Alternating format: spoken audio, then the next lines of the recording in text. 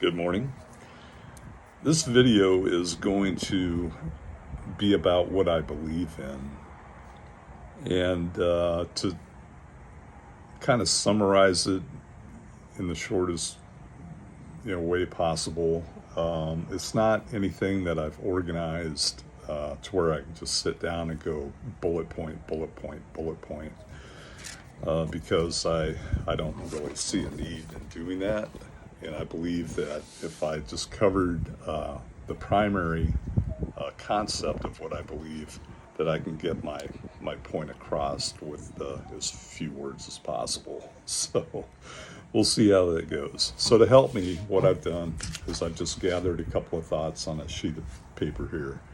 And the reason I want to do this video is there's a channel where there's a very I wouldn't say religious guy, but a very a Christian, I suppose, oriented guy. I do not know what his religion is. But part of his religion teaches him that he believes in the flat earth, which I'm totally okay with, even though I totally disagree with it, right? But what is fascinating about that belief is that his faith is so strong that he is willing to accept the flat earth because that is what the scripture says. And that's not what this video is about, right? This video really is about respecting everyone's beliefs. So with that, I would like to begin with the three main areas that I want to cover. So one is to discuss my beliefs and how they've changed over time. The second area is God, creator, nature. And the third area is sin versus right and wrong. So I believe these three main topic type things will serve as a very good intro and let you have better insight into, what I believe and how I came about my belief. So the first one, my beliefs have changed over time. So I am 60 years old. I was born in 1962, and to a family that was fairly large, 7 brothers and sisters and mom and dad. And my dad had come from a very fundamentalist type religion,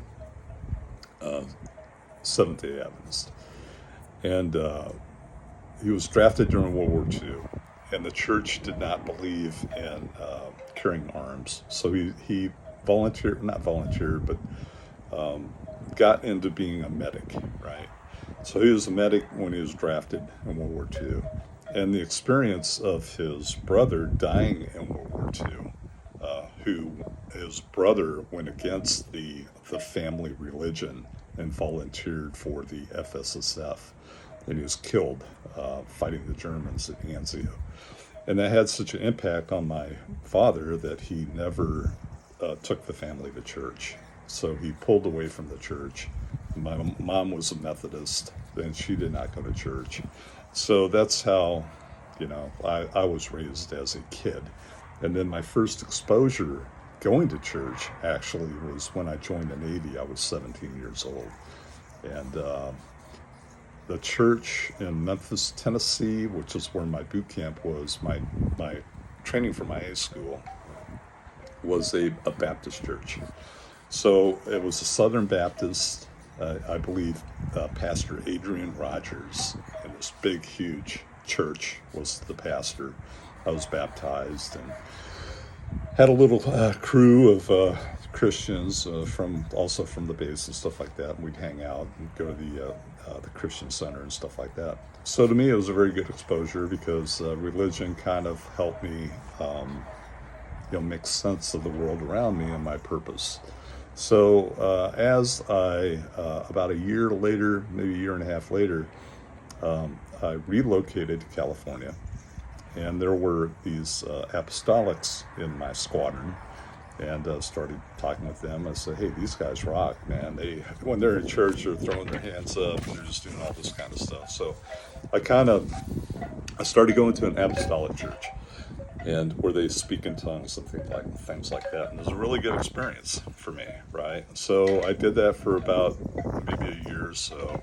And then I kind of collectively, after trying and trying and trying, which I believe were very sincere attempts to become more immersed in the faith, that I had hit a point. I wouldn't say a wall, but I hit a point where I didn't feel that I was progressing or that it was necessarily working for me. So I just stopped, right? And I chalked those up to experiences. And then I went through just a long period of not, attending church or anything like that. I got married. My wife is a devout Catholic, and we did go to two kinds of churches. We went to a Christian church, and we also would go to a Catholic church. But it would be not together. They'd be like, okay, let's try Christian church, and then a couple years later, okay, we'll go to the Catholic church. So today, both of us are. My wife is still a devout Catholic, but she has not been to church in a long time, and I'm probably the reason for that, because I just will not go to church anymore. So when did things change? I did a career in the Navy, and then upon getting out of the Navy, I had this wonderful GI Bill benefit, and I just, out of curiosity, my uncle, who was killed in World War II, had studied archaeology. He was a ranger in Colorado, where the Dinosaur National Monument Park is today. That's where he was a ranger. And he actually discovered some Indian artifacts that are on display at the University of Boulder today. But he had this dream of being an archaeologist, and he was like one or two classes shy of that happening, and then World War II broke out, and he never lived to fulfill his dream. So I thought, in a weird way, well, let me just get into it and get my degree. And so that's what I did. Went to college, got that done. And throughout that, I focused on religion, right? There was I wanted to just know more, because there's just so many religions that have been on the face of the earth for a very long time. And a lot of them have predated Christianity, right? Especially when you look at the New World, South America, North America, the Aztecs and things like that, and what they believed in. And how all that changed when the Spanish came over, and you had the conquistadors. But you had these really, it was a power struggle of religion. Okay, these are men that are oppressing other men in the name of their religion, or they're conquering, and they're doing it under a religion, right? Not that the religion has caused them to do that, but of course they would bring what they believed in to the New World. That's kind of how that happened. So there was one individual that I wrote about. I did a paper on. I wanted to find a religion that failed during one of the Great Awakenings, and I found such a character. It was a female, I think, because they referred to her as a guy. So, talk about pronouns. This is back in 1835, I believe. Before then, about 1800. So her name is Jemima Wilkinson, and she liked, let's see if I did this paper a long time ago. She liked to be referred to as friend, right? But her main objective was she acquired some land because she had one very wealthy sponsor who believed in what she was doing. And with his money, she was able to buy this up by Seneca in New York, Lake Seneca, I believe, from the Seneca tribe. She was able to buy land from the Seneca Indians. And she established a commune of very poor people, and they had to work the field. They were given like a lot, and where they could put a house, and they had to work the field. And, it was communal living. So her sponsor eventually got disillusioned with her, pulled his money out, and after she died, her movement went away.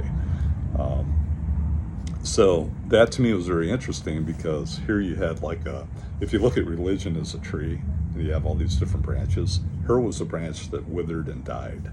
And I was just curious, I wanted to find an example of that. I found it, and that was interesting to know. as opposed to other branches that were probably equally, you know, discovered in similar ways, such as the Mormon religion. Joseph Smith, his branch didn't die in weather; it became quite strong, and you know, it is what it is today. But you have all these different things. So now there's one word that I did not use when I say that my beliefs have changed. I didn't say that they have evolved, right? I would never say that, because evolution carries with it the connotation of being better, right? I've evolved my thinking. I no longer am stuck in the mud.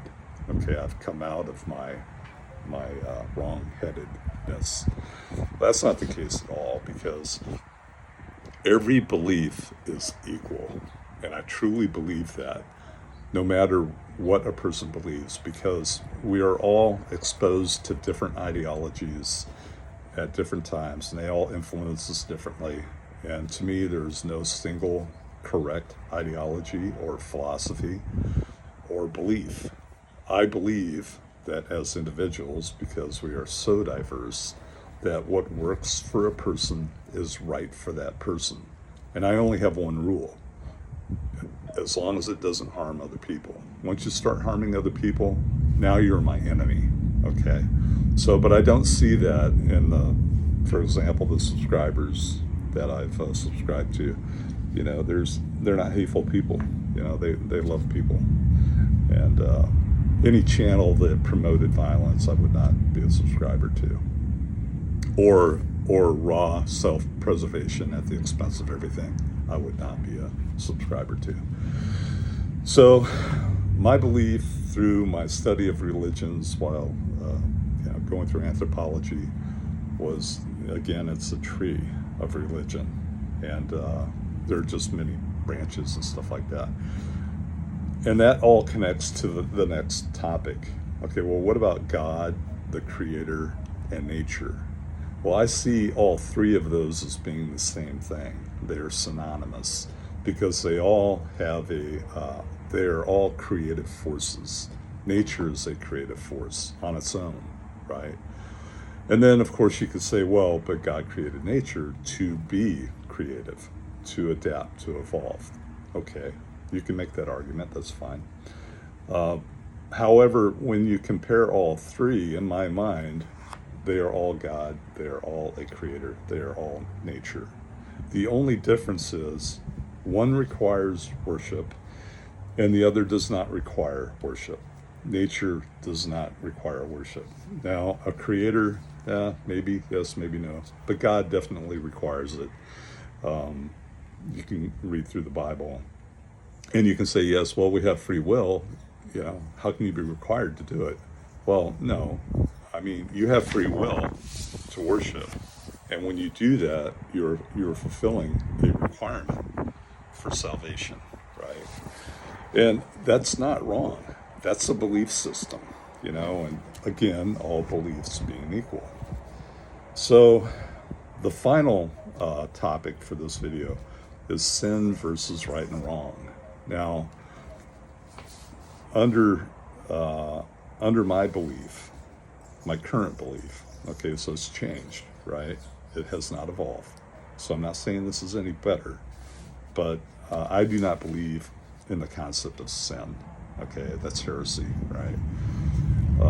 What I do believe in is sin comes under God, and a sin is a transgression against a deity, God, Jesus. Whereas a right and wrong falls under nature, and there's no judgment under right and wrong. And the way that I analyze that is that life, or nature on its own, is pro-life, okay? When creatures are born, when man is born, we're not suicidal from the womb. Okay, we just want to go kill ourselves and we're done. No. So we have these this idea, especially among humans, and also observable in animals, about right and wrong. So everyone knows, who has the correct neurology, that murder is wrong. Yet some people do it. And they know, in very rare cases, people do not know it's wrong. And I'm not talking self-defense, I'm talking, calculated, right? People know it's wrong. And we have a society with laws that will punish that. But it really, in my opinion, that comes from nature, because nature has wired our neurology to favor life, because that's what life is all about. And when you look at the life cycle of anything, we are a very vicious and cruel planet that feeds on everything. We feed on cows, we feed on grass, or wheat, and insects feed on other insects, and you could go on and on and on. They're carnivores, herbivores, but they're all consuming life, and their own life is very limited on this earth. And when they die, they become part of a system that is renewable. And the one thing that is associated with this idea is the concept of centricity. That are humans centric to the planet or not? Okay, are we part of it, or are we the sole reason for it? And the reason that I believe that we are just part of nature, and maybe we do need to knock down our ego a little bit and just say just part of nature, is because of the billions of years that man was not on this planet. Back during the dinosaurs and things like that. So, I'm sure there's probably scripture out there that would argue a different position on that. But I truly believe that man showed up, 100,000, 200,000 years ago through a long process of evolution. And that is how we got here. That's my belief, just based on the physical world and what we seem to know, right? So in that case, if that were to be true, then we are part of nature. We are not the exception of nature. Now, nature has evolved us into who we are for a purpose. We all have a purpose. And that purpose could be, like in the words of George Carlin, just to make plastic, right? Joking, of course. But we are part of this life on Earth, and I do believe that everything is connected by the same energy, and the energy that occupies a single blade of grass is the same energy that occupies us. That could get on to the deep, okay, what happens when we die type thing, and I'm already 18 minutes into this video, so I think I'll save that for another video. I don't want to go over 20 minutes on this one. So, if there's any questions or anything like that, please drop them below. This is the Cold War Sailor. Thank you for watching.